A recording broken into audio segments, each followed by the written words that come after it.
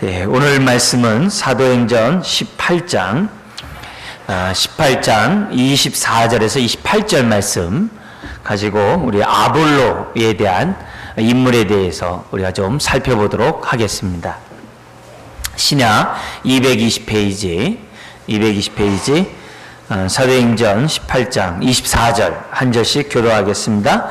알렉산드리아에서 난 아볼로라 하는 유대인이 에베소에 이르니 이 사람은 언변이 좋고 성경에 능통한 자라. 그가 일찍이 주의 도를 배워 열심으로 예수에 관한 것을 자세히 말하며 가르치나 요한의 세례만 알 따름이라. 그가 회당에서 담대히 말하기 시작하거늘 브리스길라와 아굴라가 듣고 데려다가 하나님의 도를 더 정확하게 풀어 이르더라. 아볼로가 아가야로 건너가고자 하므로 형제들이 그를 격려하며 제자들에게 편지를 써 영접하라 하였더니 그가 감에 은혜로 말미암아 믿는 자들에게 많은 유익을 주니 갇혀 이는 성경으로서 예수는 그리스도라고 증언하여 공중 앞에서 힘있게 유대인의 말을 이깁니다. 아멘. 오늘 이렇게 이 아볼로라는 인물을 좀 살펴보게 되는데요. 이 아볼로는 24절에 보니까 알렉산드리아, 우리 이 선교사님 중에서 우리 김기학 선교사님이 이제 알렉산드리아에서 이제 선교 사역을 하고 있죠. 그래서 알렉산드리아는 이제 예나 지금이나 굉장히 유명한 그런 도시입니다. 그러니까 북아프리카 이집트 지역입니다. 근데 거기서 난 아볼로라는 유대인이 있었어요. 근데 이 사람이 지금은 뭐냐면 에베소서에 이렇다. 에베소서는 터키 서부 지역이거든요. 지금 터키 지역. 이 터키 지역까지 왔다는 거죠. 근데 거기서 곧바로 이제 배를 타고 왔다기보다는 이제 예루살렘을 거쳐가지고서 이제 에베소까지 왔다라고 이해할 수 있죠. 근데 에베소에 왔는데 이 사람이 어떤 사람이냐? 유대인이면서 언변이 좋았다 그래요. 언변이죠. 그러니까 굉장히 아주 논리적이고 사람들의 호소력이 있고 사람들의 마음을 살 수 있는 그런 언변이 갖고 있다는 거죠. 근데 언변만 좋은 게 아니라 성경에도 능통했다는데 이건 구약 율법에 대해서 굉장히 능통한 사람이었다는 것을 보게 됩니다. 그러면서 25절에 이렇게 얘기를 합니다. 그가 일찍이 주의 도, 그러니까 복음에 대해서 배워 열심으로 예수에 관한 것을 자세히 말하며 가르치나 요한의 세례만 알 따름이라 이렇게 되어 있습니다. 그러니까 여기서 보면 이 아볼로가 밑도 끝도 없이 언제 예수 믿었는지 잘 몰라요. 근데 갑자기 여기 본문에 오늘 등장을 합니다. 그리고 그의 출신이 북아프리카 알렉산드리아에서 태어났다라고 그러고 유대인에게 속한 유대 그리스도인이라고 설명을 합니다. 근데 이 사람이 가는 곳마다 회당에서 하나님의 말씀을 전하는데 특별히 구약의 메시아가 바로 예수다. 구약의 메시아가 예수다라는 사실을 구약의 말씀에 능통하니까 또 언변도 좋으니까 많은 유대인을 감화감동시키면서 복음을 전하는 그런 사역을 전했다는 거예요. 근데 문제가 있죠. 요한의 세례만 알았다는 거예요. 자, 이렇게 보면은 언제 알렉산드리아에 복음이 전파됐는지 사실 성경에 기록이 없어요. 근데 어쨌든 이 사람은 그리스도인이 됐어요. 근데 이 사람이 받은 복음이 뭐냐면 요한의 세례만 받았다는 거예요. 그 요한의 세례만 알 따름이라는 얘기는 요한의 세례를 받았다는 얘기잖아요. 그죠? 그러면은 요한의 세례를 받은 사람이 요한에게 직접 받았느냐? 아니면 만약 직접 받았다 그러면은 예루살렘에 있었겠죠. 아니면 요한에 많은 제자가 있었어요. 많은 제자들에 의해서 세례를 받았느냐? 그렇게 추측할 수도 있어요. 왜냐면 예수님의 제자들 가운데 우리 요한, 베드로, 요한, 야고보 이런 사람들이 있었을 때 요한, 야고보 같은 경우에 세례 요한의 제자라고 보거든요. 근데 세례 요한의 제자였다가 예수님이 보라 세상 죄를 짊어지고 하는 하나님의 어린 양이다. 바로 그 예수가 바로 메시아다. 이런 메시지를 들은 다음에 제자들이 예수님의 제자가 됐거든요. 그러니까 많은 세례 요한의 제자가 있었다는 거죠.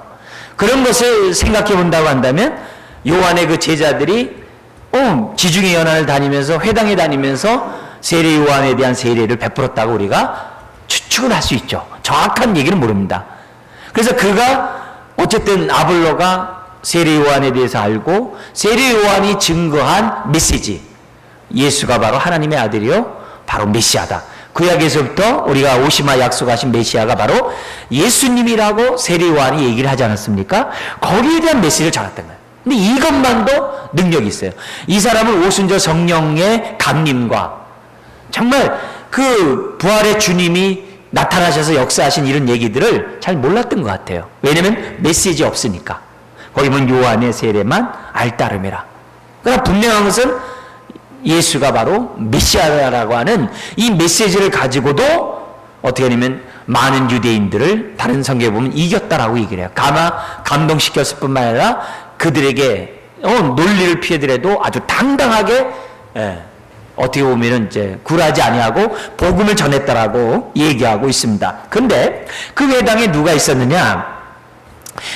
저기 뭐냐면 사도 바울의 동역자인, 그죠? 로마에서부터 그리스도인이 돼가지고 고린도에서 아가야의 고린도에서 바울과 함께 사역했던 브리스길라와 아굴라가 지금 에베소 교회에 있는 거예요. 에베소는 또 터키라 했어요. 그러니까 왜 터키에 왔죠? 바울이 터키를 통해 가지고 수리아 지역으로 갈 때 같이 에베소에서 온 사람이 브리스길라 아굴라예요. 그래서 이 브리스길라가 자기의 천막 사업을 하면서 자기 집을 중심으로 교회를 세우고 있었거든요. 교회를 세우고 있었어요. 근데 교회를 세웠을 뿐만 아니라 지금 이 아볼로가 회당을 다니면서 그리스도가 예수라고 전한 거 보면 이 사람들이 어떻게 돼요? 26절에 역시 이들이 자기네 집이 교회임에도 불구하고 회당에 나가서 신앙생활을 했던 것 같아요. 아니면 아볼로라는 사람이 와가지고 회당에서 주의 복음에 대해서 전하기 때문에 참여했는지도 몰라요. 정확한 얘기는 모르지만 어쨌든 그 에베소 지역에 브리스길라와 아굴라가 있었는데 아볼로가 온 거예요. 그리고 그 회당에서 그리스도가 예수다라고, 그리스도란 얘기는 메시아라는 뜻이잖아요. 메시아가 바로 예수님이라고 담대히 전하는 것을 브리스길라 아굴라 들을 때 참 감사하겠죠. 할렐루야겠죠. 회당에서 이렇게 담대히 전하니까. 이제 거기에 대해서 그렇지만 브리스길라 아굴라가 딱 볼 때 2%가 부족한 거예요. 뭐가 부족한 겁니까? 아직 사도들을 통해서 예수님에 관한 복음에 대한 내용도 적고, 그리고 오순절 성령 강림의 역사를 체험한 그런 내용도 없고, 어떤 그런 부분에 모습이 있었던 것 같아요. 그래서 26절에 이렇게 되어 있습니다. 같이 읽어볼까요? 그가 회당에서 담대히 말하기 시작하거늘 브리스길라 아굴라가 더 듣고 데려다가 하나님의 도를 어떻게 했다고 그래요? 더 정확하게 풀어 이르더라. 참 대단한 이 브리스길라와 아굴라의 그런 신앙인 것을 보죠. 딱 보고 뭐가 부족한 줄 알고 그 부족한 부분을 더 풀어 정확하게 풀었다는 얘기 뭐예요? 구약의 말씀에 대해서 더 정확하게 풀어서 전한 거죠. 요엘서에 보면 요엘 선지자가 하나님의 나라에 대해서 선포를 했어요. 그죠? 하나님 나라에 대한 선포를 하면서 그 어떤 얘기하냐면은 이 주님의 나라가 임하면, 그러니까 메시아가 오면 어떤 일이 벌어지냐면 이제 두 가지 일이 벌어진다고 얘기해요. 하나는 뭐냐면은 죄사함의 세례의 역사가 일어날 거고, 또 하나는 뭐냐면 성령의 강림의 역사가 일어난다고 하는 요엘 선지자가 있었어요. 요엘 선지자의 메시지가 있었거든요.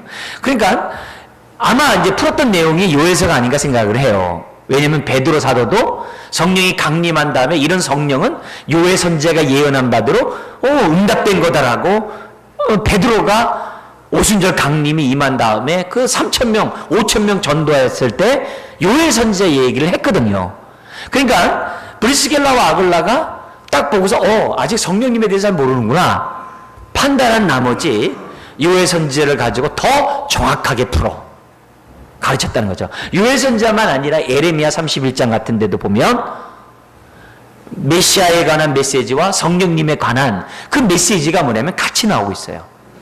뭐 예레미야에도 나오고 이사야에도 나오고, 그러니까 그런 성경의 말씀을 더 정확하게 풀어서 예수님이 누구시며 그리고 성령님이 왜 오셨는지 이런 얘기를 바울을 통해 배웠던 브리스길라와 아굴라가 아마 이렇게 가르쳤던 것 같아요. 자, 그러자 이런 얘기합니다. 그러니까 벌써 그 회당에 많은 이제 유익을 끼치는 거죠. 그리고 나서 27절에 아볼로가 아가야로 간대. 아가야는 어떻게 됩니까? 그리스 남부 지역을 아가야라 그래요. 북부 지역을 뭐라고 그랬죠? 마게도니아. 그리스 북부 지역을 마게도니아라고 그래요. 마케도니아라고 그러고 남부를 아가야라고 그래요. 근데 아가야의 수소동 뭐 이론도 있듯이 뭐예요? 고린도 아테네가 있는 거예요. 그래서 이제 이 아볼로가 아가야로 건너가고자 함으로 복음 전도 때문에 건너갔느냐, 아니면 이 사람도 어떤 이렇게 사업 같은 거를 하면서, 우리나라에 보면 보부상들이 있었어요. 우리나라의 이 보부상이 우리나라의 전국의 팔도에 복음을 전하는데 굉장히 혁혁한 공을 세웁니다. 이 보부상들이 개나리 찜지고 만주에서 물건을 가져다가 우리나라에 이제 뭐냐면 산삼이나 뭐 이런 것들, 인삼 이런 거 팔고 비단 같은 거 팔면서 압록강을 건너와 가지고 팔고 다시 중국에 가가지고 또 물건을 가져다가 하는 이런 보부상들이 많이 있었어요.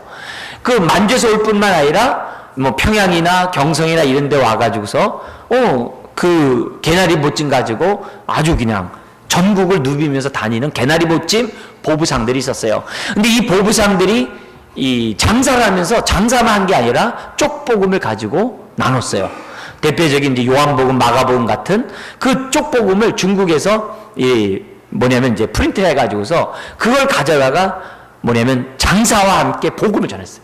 그래서 우리나라에는 이 보부상들의 역할이 굉장히 아주 혁혁한 나라였어요. 그 때문에 이제 방방곡곡의 복음이 이제 전파되는 계기가 됐었는데, 혹시 아볼로가 그런지도 몰라요. 아볼로가 그런지 몰라요. 이 사람은 어떤 사업을 가지고 있는 것보다도 이렇게 무역업을 한다든지 하여튼 뭘 하든지 뭔 일인지 모르지만 이 사람은 뭐냐면 지금 에베소까지 왔다가 다시 고린도 지역까지 아가야까지 가겠다라고. 아가야라는 게 굉장히 넓게 얘기한 거죠. 아테네, 아가야, 고린도 이런 전 지역을 말하는 겁니다. 거기 가겠다고 합니다. 그러자 브리스길라 아굴라가 거기서 왔잖아요. 바로 그쪽 지역에서 아가야에서 목회하다 왔기 때문에, 바울과 함께 목회하다 왔기 때문에 천것을 써주는 거예요. 이 아볼로가 어떤 사람이다. 아볼로가 어떤 사람이라고 글을 써주는데 27절 같이 한번 읽어볼까요? 아볼로가 아가야로 건너가고자 함으로 형제들이 그를 격려하며 제자들에게 편지를 써 영접하라 하였더니 그가 감의 은혜로 말미암아 믿는 자들에게 많은 유익을 주니, 이렇게 돼 있어요. 그러니까 이 브리스길라 아굴라가 고린도 교회를 바울과 함께 세웠으니까 그 고린도 지역에 있는 아테네에 있는 교회들은 브리스길라 아굴라가 누군지 잘 알거든요. 더구나 이 사람의 추천세를 받아서 아볼로가 오니까 마음을 확 오픈하고 아볼로가 전해준 그 메시지를, 더구나 이제 브리스길라 아굴라와 이제 교제를 했겠죠. 교제를 한 가운데 그런 지식을 가지고 하나님 말씀을 가지고 왜 더 정확히 풀어 알았으니까 아가야 지방에 가서 교회에게 많은 유익을 줬다는 거예요. 그러니까 많은 도움을 받는 거죠. 서로 이제 주고받거니 했겠죠. 소식을.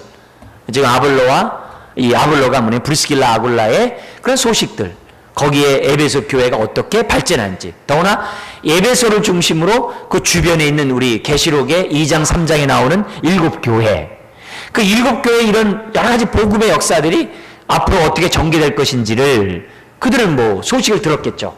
그래서 그런 소식을 지금 고린도 교회에 전해준 거예요. 전하면서 복음을 전했는데 얼마나 능력이 있었던지, 이 아볼로가 이 언배 좋다 그랬잖아요. 얼마나 그의 말씀이 힘있고 사람들을 감화 감동시켰는지 아볼로를 추종하는 사람이 많이 생겨나게 된 거예요. 그러다 보니까는 아마 이 가르침에 있어서 약간 이 바울과 좀 달랐던 것 같아요. 수준이. 바울은 당연히 수준이 더 높고 깊고 복음의 기초에 대해서는 아주 확실했겠죠. 근데 복음의 기초를 세우는 데서는 아볼로가 탁월했는데, 복음의 기초 그 이후에 양육, 자라감, 보다 더 깊은 하나님의 말씀을 전하는 데 있어서는 바울이 시간이 없었어요. 왜? 다른 도시를 가버렸으니까. 에베소를 거쳐가지고 다른 수리아 지역으로 갔기 때문에 고린도 교회의 양육이나 제자에 대한 훈련이 좀 미흡했던 것 같아요. 근데 아볼로가 가가지고 그걸 보충한 겁니다. 보충을 하니까 고린도 교회 안에서 지금 어떻게 돼요? 이 뭐냐면 원치 않게 바울보다 아볼로가 더 좋아. 뭐 바울보다 아볼로가 더 탁월해. 나는 바울보다 아볼로가 더 은혜스러워. 이런 말들이 생겨나게 되는 거예요. 거기에 대해서 고린도 교회를 처음 세웠던 그 성도들 무슨 소리냐? 아볼로를 어떻게 바울에게 비교하냐? 에? 바울은 사도고 아볼로는 일개 평신도인데 복음 전도자인데 어떻게 그렇게 비교할 수 있느냐?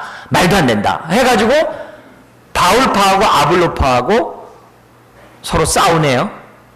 서로 파당을 짓네요. 그게 어디 나오냐면 고린도전서 3장에 나옵니다. 한번 볼까요? 고린도전서 3장으로 넘어가겠습니다. 3장에 넘어가서 이렇게 보니까 교회 안에 이 바울파하고 아볼로파가 나오면서 뭐냐면 결국 이렇게 나오게 된 이유가 뭐예요? 자기네들 자랑하는 거거든요. 뭐냐면 아볼로를 따르는 사람들은 뭐냐면 야 우리는 아볼로의 제자야. 그래서 바울의 제자보다 더 나아. 무슨 말인지 알죠? 결국 아볼로를 칭찬하지만 결국 무슨 얘기하는 거예요? 내가 당신네들보다 더 신앙이 좋아. 이 얘기를 좀 자랑하려고 하는 속에서 파당이 생긴 거거든요. 그러니까 그 교회 안에 아볼로파하고 바울파가 서로 다투는 그런 일들이 생겨나게 돼요. 오늘날도 마찬가지잖아요. 내 스승이 누구야? 나 누구한테 배웠어? 그러면서 자기 자랑하잖아요. 결국은요. 그런 요소들이 있었다는 거죠. 근데 바울과 아볼로만 있는 게 아니라 우리 사도의 우리 수제자인 베드로 같은 경우도 이 고린도 지역에 영향을 미쳤던 것 같아요. 성경에 나오지 않아요. 그래서 그 교회 안에 뭐냐면 나는 게바의 제자다. 다시 말하면 나는 베드로의 제자라고 자청하는 사람이 또 나오는 거예요. 그러니까 나는 이 세 사람의 또 어떤 한쪽 무리는 바울도 게바도 나는 아볼로의 제자가 아닌 나는 그리스도의 제자다. 이렇게 또 얘기하는 또 자기 자랑하는 사람들이 또 나오는 거야. 그러니까 교회가 어지러운 거야. 이런 가운데 바울이 그 얘기를 듣고 바울이 뭐냐면 에베소에서 고린도 교회에게 편지를 써요. 그게 바로 이제 고린도 이 전서입니다. 그 가운데 이제 3장에 나와 있는 내용을 보겠습니다. 우리 1절 읽겠습니다. 형제들아 내가 신령한 자들을 대함과 같이 너희에게 말할 수 없어서 육신에 속한 자 곧 그리스도 안에서 어린 아이들을 대함과 같이 하노라. 고린도 교회에 대해서 뭐라고 그러냐? 첫째, 신령한 자들을 대함과 같이 할 수 없다. 신령한 자라는 얘기는 뭐냐? 성령의 인도를 받는 자 이거 얘기해요. 너희들은 고린도 교회들 내가 성령의 인도를 받는다라고 말할 수 없다. 왜냐? 너희는 어때 돼? 육신에 속한 자고 그리스도 안에서 어린아이에 불과하다 그래요. 근데 놀란 사실은 고린도 교회가 9가지 은사가 있어요. 지혜와 지식의 은사, 믿음의 은사, 신의의 은사, 방언과 예언의 은사, 믿음의 역사를 일으키는 믿음의 은사, 분별의 은사.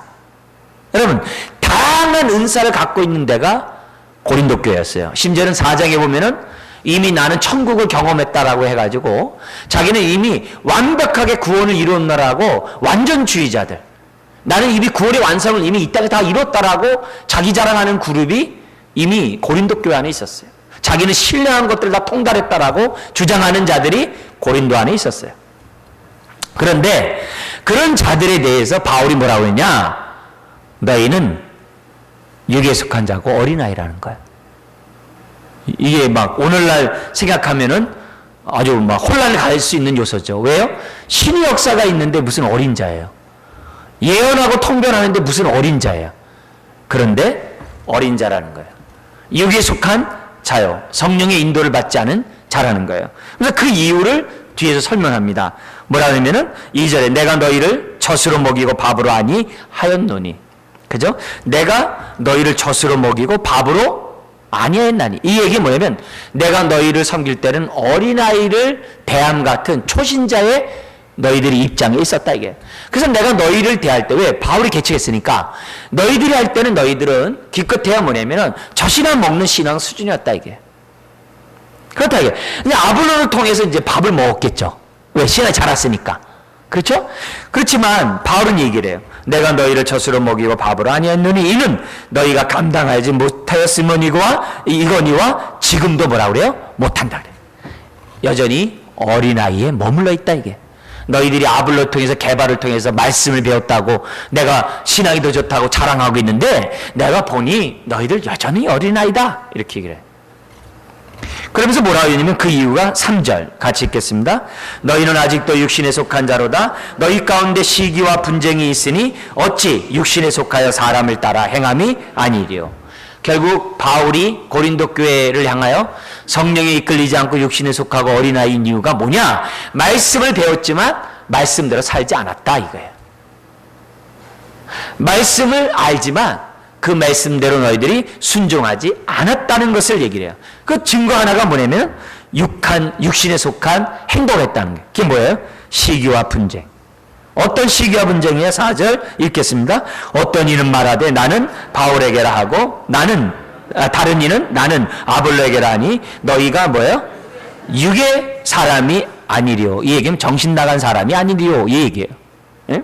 그러면서 뭐라 하냐면은 바울이 여기서 놀라운 얘기를 합니다. 5절 그런즉 아볼로는 무엇이며 바울은 무엇이냐? 그들은 주께서 각각 주신 대로 너희로 하여금 믿게 한 사역자들이나 나는 너희들이 어린아이였을 때 사역을 한 거고 하나님이 아볼로를 보내서 너희 신앙이 장성하도록 하나님이 은혜를 베푸셔서 보내셨다 이게. 그래서 각각 주신 은사대로 섬겼다는 거예요. 여기에 대해서 6절에 이렇게 합니다. 바울이 나는 심었지만 그죠? 초신자 복음을 전도하고 우리로 얘기하면은 확신반 이런 것들 했다 이게. 그죠? 확신반 양육반 했다는 말이에요. 근데 바울이 와가지고 뭐 했느냐?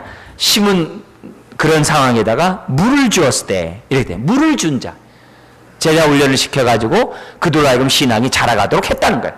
근데 내가 심고 물을 준 게 중요하지 않아요. 중요한 거는 6절 오직 하나님께서 자라나게 하셨나니라.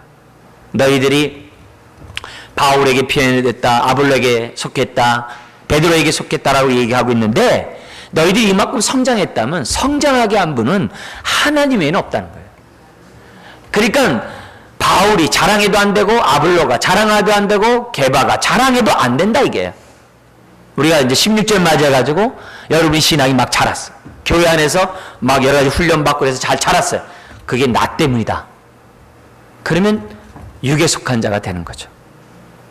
여러분도 어떻게 돼요? 누구 때문이다. 물론 그렇게 격려하는 건 중요해요.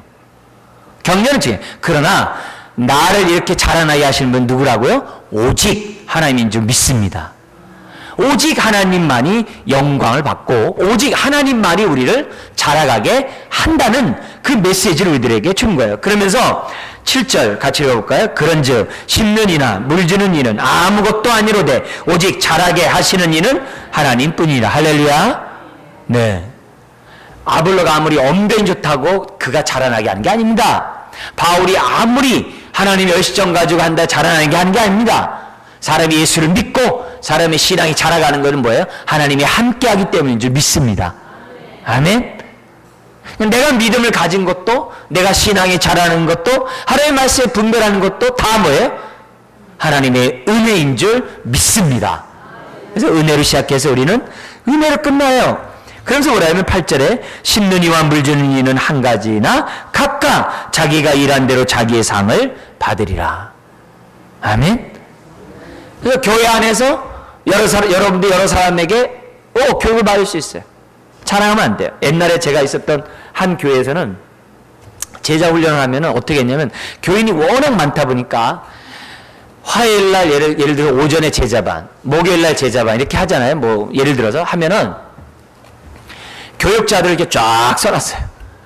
교육자들도 워낙 많으니까 이제 교육자 쫙 써놓은 다음에 누구와 제자 훈련 받는지 그 밑에 이름 쓰라 그랬어요. 그러면 예를 들어서 5명이 있는데 제자 훈련 쓰라는데 A라는 사람은 막 예비 리스트가 막 쫙 나가. 그런데 B라는 사람은 한두 명밖에 없어. C라는 사람도 뭐 별로 없어. 뭐 D라는 사람 이제 뭐 겨우 찼어. 그 다음에 뭐 5번째 사람은 그도 역시 늘어나가지고 예비 리스트 있어. 그럼 어떻게 돼요? 제자 훈련할 수 있는 구성을 차지하는 사람은 어떻게 돼요? 훈련을 하면서 훈련할 수 있는 마음이 안 되거든요. 그러다 보면 어떻게 돼요? 교회 안에서 본의 아니게 막 이렇게 갑론을박이 있는 거예요. 누구한테 받아야 한다, 누구한테 받아야 한다, 그러면 어떻게 돼요? 결국 영광 받으시는 분이 하나님인데 그 영광을 가리는 거 아니겠어요? 그죠?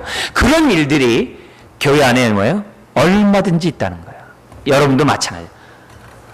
은혜를 받되 은혜를 주시는 분은 하나님이신 줄 믿습니다. 그죠? 말씀의 사역자들은, 목회자는 뭐예요? 각각 어떻게 돼요? 자기가 일한 대로 은사에 따라서 저도 섬기는 거고, 또 여러분 또 조장들도 섬기는 거고, 여러 순장들도 뭐예요? 서로 섬길 뿐이에요. 섬길 뿐이에요. 그래서 누가 최고다 그러지 말고, 우리가 그때마다 오늘 우리와 함께 하신 주님이, 주님 감사합니다 하면서 영광 돌리는 우리 모두가 되어야 될 줄 믿습니다. 영광 받을 분은 하나님 한 분이에요. 하나님 한 분이에요. 하나님이 당신을 통해 나에게 귀한 것 가르치게 하시니 감사합니다. 이렇게 표현해야 돼요. 이렇게 표현해야 돼요. 하나님이 당신을 통해서 나에게 이렇게 귀한 말씀을 주셨습니다. 하나님께 영광 돌립니다. 그렇게 하나님 앞에 우리가 표현해야 되는 거죠. 그래서 9절 읽어볼까요? 우리는 하나님의 동역자들이요 너희는 하나님의 밭이요 하나님의 집이니라. 집이니라. 다른 것 없다는 거죠. 그래서 오늘 우리가 사역하면서 내가 뭐 했네 하면서 자기 자랑하고 막 그러면 10절에서 15절 우리 하나님께서 훗날 불러서 우리의 공력을 심판하실 터인데, 만약에 자기가 영광받고 자기가 잘났네, 난 누구에게 배웠네 하면서 파당을 일으키면 불로 심판했을 때 다 태워 없어버린다는 거예요. 우리의 신앙생활이 뼈다구만 나오면 안 되는 거죠. 우리의 신앙생활이 그렇게 하다가 정말 하나님 앞에 부끄러운 구원을 받으면 안 되는 거죠. 특별히 15절 같이 읽어볼까요? 누구든지 그 공적이 불타면 해를 받으리니 그러나 자신은 구원을 받을 때 어디에서요? 불 가운데서 받은 것 같으리라. 천국에 갔는데 아무것도 안 믿고 서 있어. 문제가 있는 거죠. 문제가 있는 거죠. 여러분, 우리는 열심히 일한 다음에 불로 심판했을 때 하나도 남아버리지 않는 그런 어리석은 어린 자가 돼서는 안 됩니다. 우리 16절을 보면서 많은 분들 수고들 하고 또 누구보다 열심히 수고한 분들도 있어요. 그렇지만 영광 받으실 분은 하나님이신 줄 믿습니다. 그 영광 자기가 똑 따먹어버리면 나중에 주님 나라 갔을 때 항상 365일 수영복만 입고 다녀요. 그러면 별로 재미가 없어요.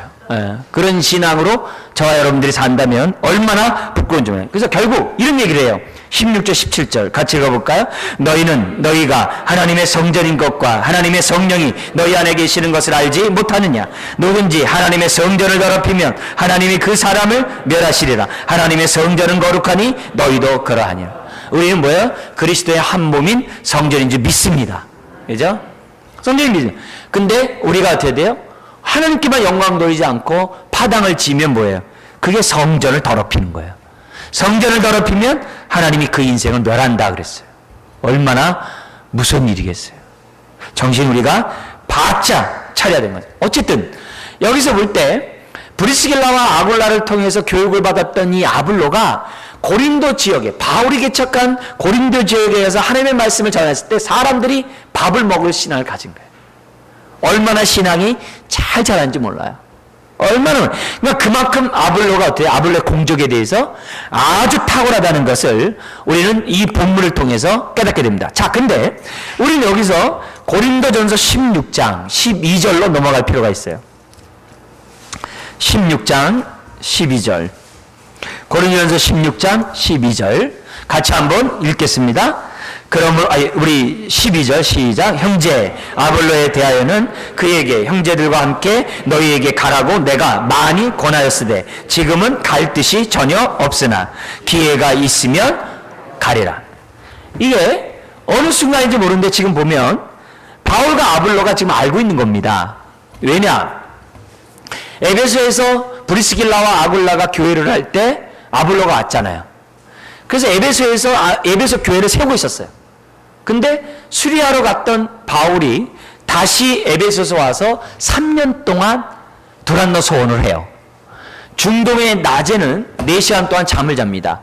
근데 그 낮 시간에 두란노 소원을 빌려가지고 하나님의 복음을 바울이 3년간 전해요. 수리하러 갔던 바울이 곧장 에베소에 와서 살아가는데 바로 그때, 그 시점에 이 아볼로와 바울이 만난 거죠. 안 거죠. 근데 그 시점에 약간 차이는 좀 있습니다만 어쨌든 여기 12절에서 얘기한 것은 바울과 아볼로는 알고 있다는 거예요. 그리고 바울은 어떻게 돼요? 자신이 사도라고 해서 아볼로를 무시하지 않았어요. 나는 심었고 아볼로는 물 주었다라고 인정을 했어요.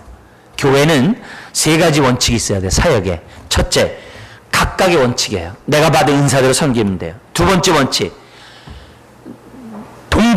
동력의 원칙이에요. 서로에 대해서 인정을 해줘야 돼요. 서로의 은사에 대해서 바울처럼 나는 심었고 아볼로는 물 주었다라고 인정해줘야 돼요. 세 번째 원칙, 오직 하나님께 영광. 그게 바로 교회예요. 그래서 각각의 원칙과 우리 함께의 원칙과 오직 하나님의 영광이라는 이 원칙 속에서 교회가 이루어져야 됩니다.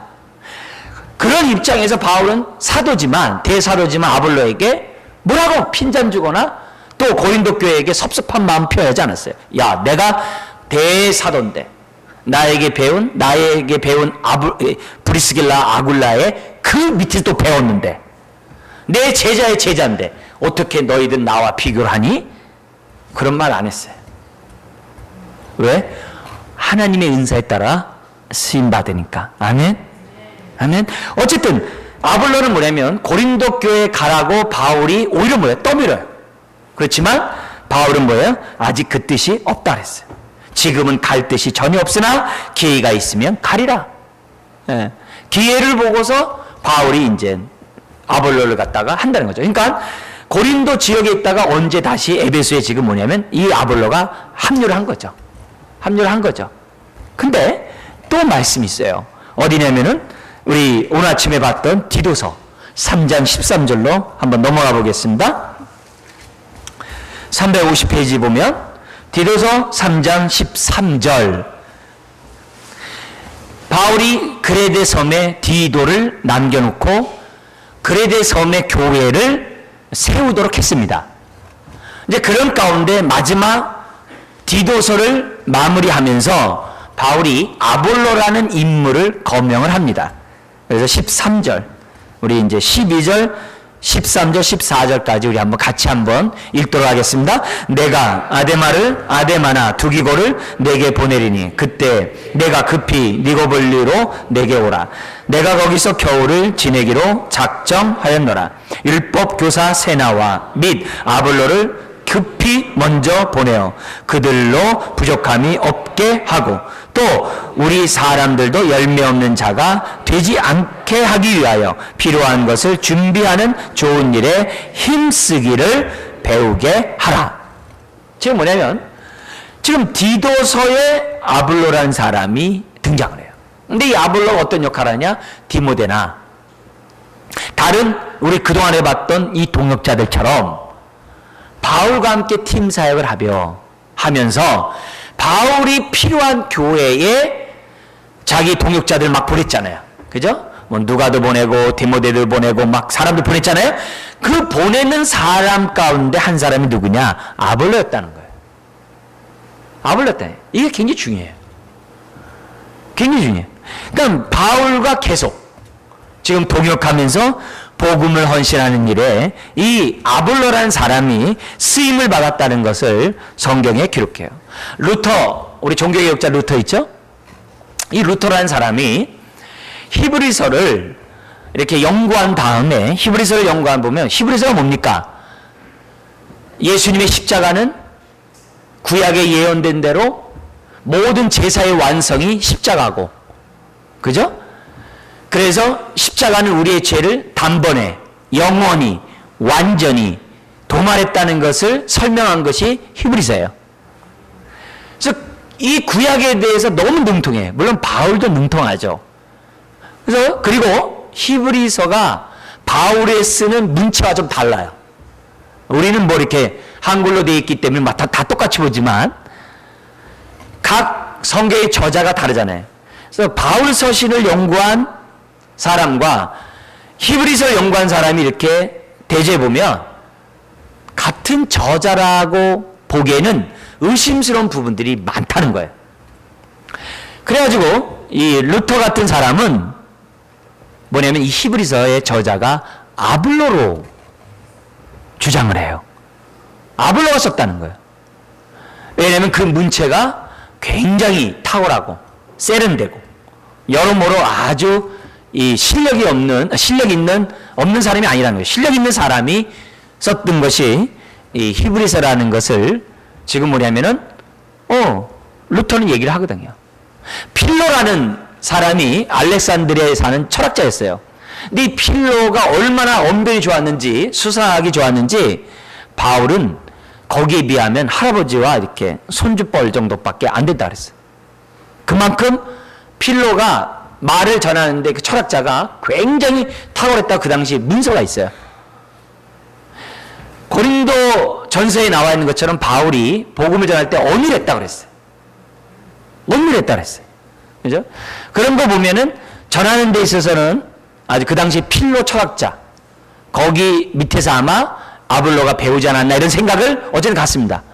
그런데 이 아볼로가 그만큼 우리가 겉에 잘 이렇게 드러나지 않지만 이 바울의 동역자로서 교회를 세워나가는데 혁혁한 공을, 선한 영향을 끼쳤던 사람임에는 틀림없다는 것을 우리들에게 가르쳐주고 있습니다. 자, 그래서 오늘 이런 아볼로의 모습을 보면서 좀 우리가 정리했으면 좋겠어요.